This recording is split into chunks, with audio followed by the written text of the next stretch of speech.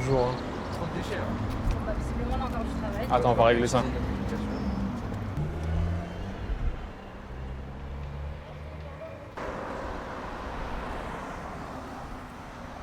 Comme vous pouvez le voir ici, je prends en photo. C'est directement reconnu par notre intelligence artificielle qui reconnaît directement la classe des déchets. On valide. Tac, l'information est transmise directement en mairie. On peut voir sur la carte les endroits les plus touchés par les déchets, donc en l'occurrence on n'a que ici. Et voilà, ça sera traité au plus vite par la mairie. Pour qu'on voit tous les déchets. Tac, parfait. C'est envoyé. Quand j'ai vu les profils recherchés, je me suis tout de suite sentie dans la cible. En fait, c'était les étudiants en études supérieures dans les domaines de la data et de l'intelligence artificielle, issus de quartiers populaires. Et c'est cette dernière partie-là qui m'a particulièrement touchée personnellement, parce que étant issue moi-même d'un quartier populaire, c'est vrai qu'on a, il faut forcément le dire, moins de capital social que d'autres.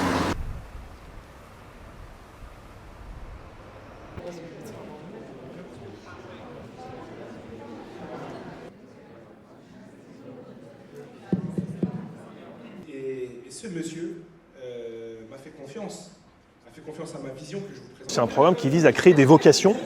On sait que dans les technologies, il y a un déficit de vocations, il n'y a pas suffisamment de femmes qui sont employées, ça manque de diversité.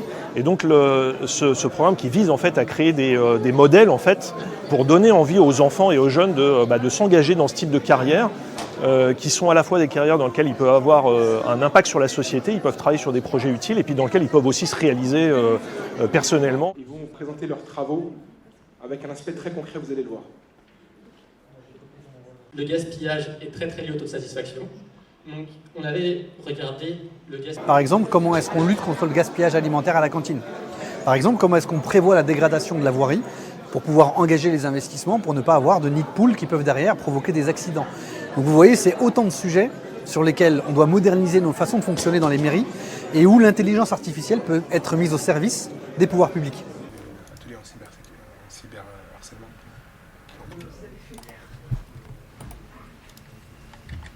Loin, 11h15.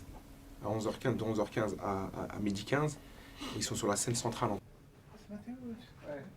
Ces quartiers, ils vont être principalement connus pour leurs footballeurs, leurs rappeurs. Et ce qu'on veut à travers le programme Qu'est-ce qu'il y a, c'est de montrer qu'il y a effectivement autre chose. Il y a aussi des futurs Mbappé de l'IA. Il y a le futur Steve Jobs, comme le disait monsieur le maire de Trappes. Demain sortira le futur Steve Jobs des quartiers populaires de Trappes. Pour gérer et nettoyer ces déchets. Et les citoyens en ont conscience. En France, chaque année, ce sont plus de 600 000 tonnes de déchets qui sont jetés dans nos rues. Plus de 35 millions des Français considèrent que les déchets sont un aspect à 3, 2, 1, Trappes! La prochaine étape maintenant, c'est la Silicon Valley, à découvrir le monde des grosses entreprises, des plus grandes qui dirigent le monde de la tech et aller voir ce que ça donne là-bas et évoluer.